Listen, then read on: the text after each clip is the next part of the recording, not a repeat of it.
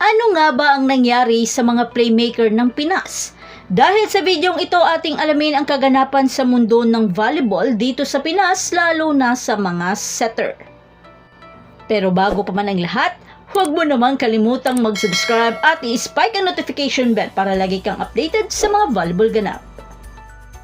Pagdating sa usapang playmaker, isang napaka-crucial at vital na role ang posisyon nila, lalo na pagdating sa decision making. Kamakailan lang ay napabalita ang pagpunta ni Gia sa Japan upang magserbisyo sa Dentsu Eri Bees sa nalalapit na Japan V-League. At maswerte nga nating nakita ang pag-aksyon ni Gia sa kanilang tune-up match kasama ang national team ng Brazil. Yes, ang national team ng Brazil na kasulukuyang nasa Japan ngayon para sa 2023 FIVB Volleyball Women's Olympic Qualification Tournament.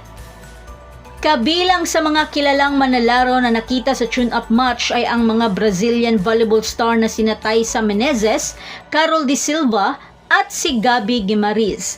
Lalo na ang bago nilang makakasama sa susunod na season na si Rosa Marie Montebello, ang kanilang bagong recruit rin na kasama ni Gia. At talagang napahanga ni Gia ang mga Hapon sa kanyang mga diskarte at decision making. At dahil wala na muna si Gia sa lineup, usap-usapan na sa social media ang pagsama ng nakakabatang kapatid ni Gemma Galanza sa training ng Creamline Cool Smashers na si Mafe Galanza. Para back-upan si Kyle Negrito na ngayon ay malaki ang expectation na madedepensahan nila ang corona sa tulong ng kanyang mga decision making.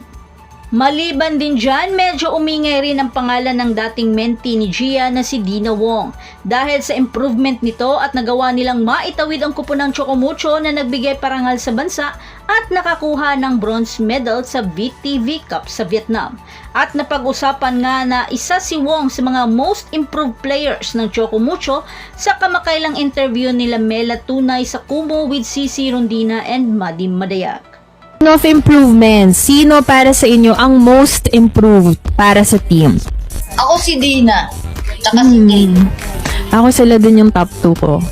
Habang ang setter ng UP Lady Maroons at member ng national team na si Camille Cal ay nagdesisyon ng tahakin ng pagiging professional athlete dahil sa mga internal issue ng University of the Philippines.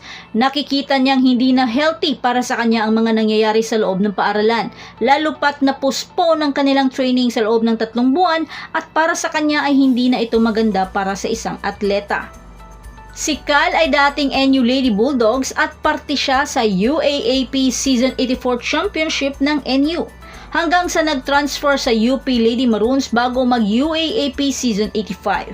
At dahil sa hindi kanais-nais na pangyayari, kinailangan na rin itong makipagsapalaran sa mga veteran at sumali sa bagong kupunan na NX-led Chameleon at excited itong makipagtunggalian sa mga veteran team.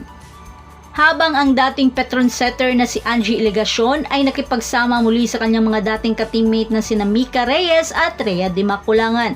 Sila ang kupunan na Petron Blazer sa PSL noon na itinuturing na isa sa mga mababangis na kupunan. Si Iligacion ay dating Cherry Tigo at kinuha ng PLDT High Speed Hitters upang back-upan ang kanyang dating binaback-upan na si Rhea Di Maculangan dahil bumalik na si Venice Puzon sa kanyang kupunan sa Lyceum Lady Pirates. Kaya kaabang-abang talaga ang mga playmaker ng Pinas. Ikaw, sino sa tingin mo ang mas mangingibabaw sa taong ito? So that's it. Thanks for supporting this channel and please don't forget to like and subscribe and spike the notification bell para lagi kang updated sa mga volleyball ganap. And thanks for watching.